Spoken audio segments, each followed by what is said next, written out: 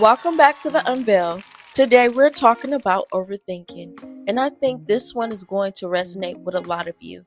Overthinking is exhausting. Going over the same scenario 50 times, analyzing every possible outcome, replaying a conversation, looking for what you should have said differently, lying awake at 2 a.m., running through the worst case scenarios.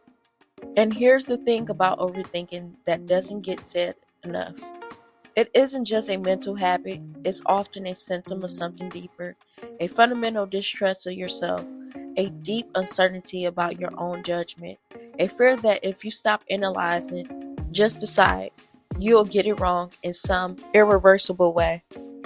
And for today's episode, we're going to address the root, not just the symptom.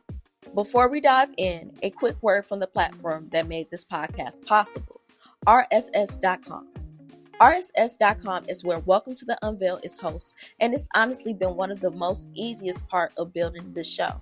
The setup was simple, distribution to all the major platforms happened automatically, and I can focus on the content, which is what matters most. And if you've been sitting on a podcast idea, RSS.com is the place to start. My link is in the show notes and pinned in the comments below. Now, let's get into it. Overthinking is, at its core, a form of avoidance. We think that if we analyze enough, we'll eventually arrive at the right answer, the one that guarantees a good outcome. We're looking for certainty. We're looking for a way to make the choice without the risk. But certainty doesn't exist. Life is reducibly uncertain, and no amount of mental spending will ever produce the guarantee we're looking for, which means overthinking is not actually solving the problem. It's just occupying the mind so we don't have to sit with the discomfort of not knowing. Now, why do some people overthink more than others? Often it comes down to a few things. First, a history of things going wrong when they trust their instincts. If you made a decision that turned out badly, especially if you were then blamed or punished for it, your nervous system may have concluded that your own judgment is unreliable. Better to think more, better to be more careful. Second, a professionalistic environment where mistakes were not allowed. If you grew up in a home where errors were met with criticism, shame, or punishment, your brain learned to overanalyze as a way to prevent mistakes. Overthinking becomes a safety strategy. Third, anxiety. Overthinking is often anxiety wearing an intellectual costume. The mind creates the illusion that if it just thinks hard enough, it can control outcomes, which is a way of managing the unbearable feeling of not being in control. So what actually helps? Option 1. Recognize when you've hit the point of diminishing returns in your thinking. There's a point where more thought produces less clarity, not more. When you've gone over something multiple times and you're not getting new information, you're not thinking, you're spinning. That's the signal to stop. Option 2. Practice making small decisions quickly. The muscle of self-trust is built through use. Start with low stakes decision and practice trusting your first instinct. What do you want for lunch? Real quick, I promise this one is worth it. You know how we always talk about taking care of yourself. That includes what you putting in your body. Today's sponsor is the Cumin Club, and they make authentic Indian meals that are ready in literally 5 minutes. Just add water, no preservatives, no seed oil, no shortcuts. Just real chef-curated Indian food. Starting under $6 a meal.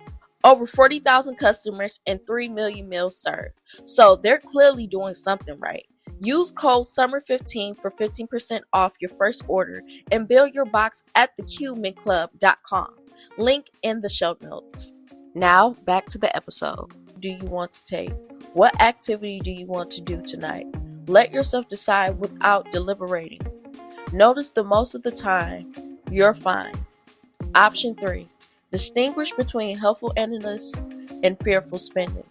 Helpful analyst gathers relevant information and moves towards a decision. Fearful spending goes in circles, doesn't integrate new information, and feels worse the longer it goes on. Which one are you doing? Option 4. Connect with your body. Your body knows things before your mind articulates them. When you overthinking a decision, check in physically. When you imagine one option, how does your body respond? When you imagine the other, your gut response is data, often more reliable than elaborating mental analysts. Option 5. Tolerate the discomfort of uncertainty. This is the deepest practice. Not knowing how something will turn out is uncomfortable. Stand in the discomfort without reaching for the false comfort or more analysts.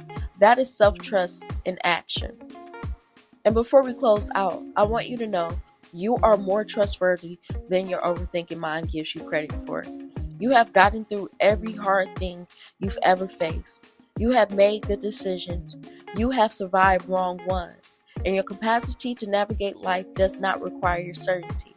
It requires courage and practice. Trust yourself, even before you feel ready, especially before you feel ready. This episode was brought to you by RSS.com, the home of Welcome to the Unveiled.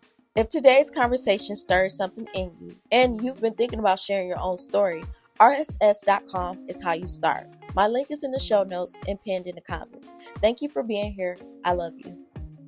I'll see you next week on the Welcome to the Unveiled. See you then.